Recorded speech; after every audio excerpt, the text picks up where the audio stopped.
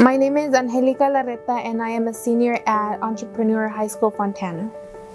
In the product innovation design pathway, what we learn how to design and make our own products. We use apps such as Illustrator and 3D design apps like Tinkercad and other apps where we can create our own 3D models and then print them out using printers that we have here at the school. What I like the most is that I can pour out my creativity and actually bring it to life, so that way it's not just stuck in my head and like kind of an imagination that I'll never get to see in front of my hands. So that's something that I really get to enjoy, creating stuff and then actually physically touching it or just making it work, so that way I could use it in the future.